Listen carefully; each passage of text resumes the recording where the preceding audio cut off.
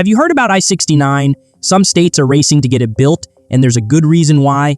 This highway promises faster trade routes, stronger connections between cities, and a massive boost to local businesses. But the real reasons might just surprise you, so don't go anywhere because this is going to be interesting. So, let's first talk about what I-69 really is. For those who don't know, I-69 is a massive highway project that connects Canada to Mexico, cutting right through the middle of the United States. Known as the NAFTA Superhighway, it's designed to make trade between North America's biggest economies faster and easier. Running through several states, I-69 links major cities, rural towns, and key border crossings and builds a road that could change the future of the economy in a big way.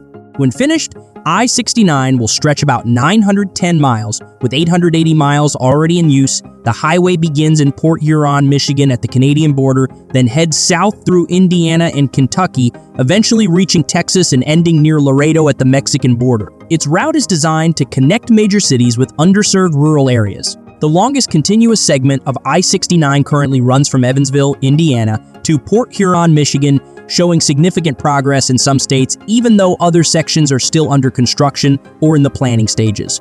Now that we know what I-69 is and where it's headed, let's take a closer look at how this massive project is being funded. Building a highway of this scale requires a lot of money, and the funding for I-69 comes from a mix of federal, state, and local resources, along with some smart financing strategies.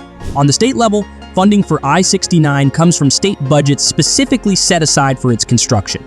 For instance, Indiana has allocated around $265 million for environmental studies and the initial stages of construction. States like Kentucky are also looking at using motor fuel tax revenue to fund their parts of the highway, which can provide a long-term source of financing.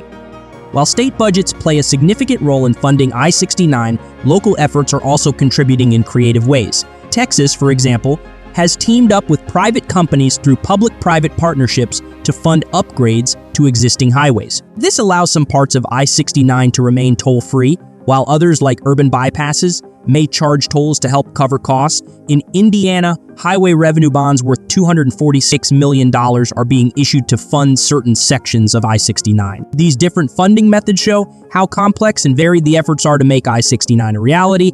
With funding coming from so many sources, it's clear that some states see I-69 as more than just a highway because it's a critical investment in their future. But why are they so eager to complete it? The answer lies in the incredible economic and community benefits it's expected to bring. Indiana is one of the biggest supporters of I-69, especially after the recent completion of sections connecting Evansville to Indianapolis. This project is expected to bring about $4.1 billion in economic benefits over the next 20 years and create over 1,400 jobs. Towns like Bargersville and Johnson County see I-69 as a major chance to attract high-paying jobs, especially in fields like life sciences. Local leaders believe the highway will improve access to jobs, education, and healthcare, helping to boost the local economy. Texas, expanding I-69 is a big deal for improving transportation and trade. The highway is expected to make moving goods and freight easier, connect major cities, and strengthen trade with Mexico.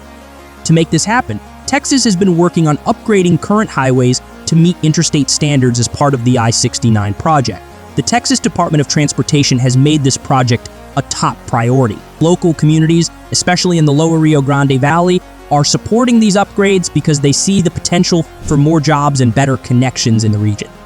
Kentucky is also playing an important role in I-69's development, especially through its work with Indiana on the I-69 Ohio River crossing. This new toll bridge will connect the two states and help complete the highway, making trade routes in the area much better. Kentucky leaders believe finishing I-69 will create new business opportunities by improving transportation and attracting new industries to the region. Tennessee is working on its parts of I-69 to improve transportation and boost economic growth along the route. The Tennessee Department of Transportation is working on several projects to link Tennessee's highways with I-69 in Kentucky, which highlights how important the highway is for the state's local economies. So we know how I-69 is benefiting local areas, but what about its economic impact on a larger scale? I-69 plays a huge role in transforming the areas it connects. The highway makes it easier to move goods and services across state lines, which is key for the local economy. Its design supports heavy freight traffic,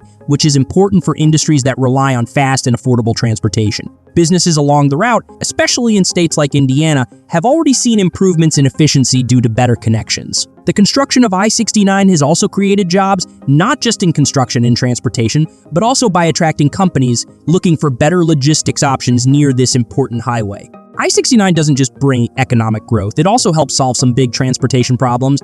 Right now, many travelers and freight operators have to take long detours, causing delays and extra costs. I-69 fixes this by offering direct routes between major cities and trade hubs, cutting down travel times. For example, the drive from Evansville to Indianapolis is already about 40 minutes shorter thanks to the interstate's opening. I-69 will also make travel safer, as interstate highways generally have fewer accidents compared to rural roads. The improved road conditions and design will make the highway safer. In addition to that, I-69 will likely encourage more growth along its path. New businesses like shops, restaurants, and gas stations are expected to open, which will help boost local economies and increase tax income for cities and towns. But not everyone sees the project as a positive change, because there are also valid concerns surrounding the project. In Indiana, many are worried about the damage to nature. Building I-69 could force nearly 500 families to move and harm about 1,500 acres of forests and 400 acres of wheatlands. Environmentalists say this would make pollution worse in areas that already have poor air quality. In addition, some communities strongly oppose the project. Over 94% of the population in some regions disapprove of the project. Many locals and activists have organized protests and even filed lawsuits to push back against its environmental and social consequences. In Mississippi, opposition to I-69 comes from the state's financial challenges. As one of the poorest states in the U.S., Mississippi faces challenges like providing clean water and other basic services. The highway's estimated $20.5 billion cost is seen as too expensive for the state to handle. Critics say Mississippi's limited budget should focus on fixing and improving the roads it already has, instead of spending so much on building a new highway. They also point out that much of the proposed I-69 route already has well-maintained 4-lane highways, making them question if the project is really needed. This highway may link states, but it also brings up a bigger question about what kind of future we want to build. Now, please share your thoughts with me in the comments. Will I-69 be a game changer for North America's future, or just another expensive project? Thank you so much for watching the video till the end. If you liked it, please give it a thumbs up and don't forget to subscribe to my channel. I'll see you in the next interesting video.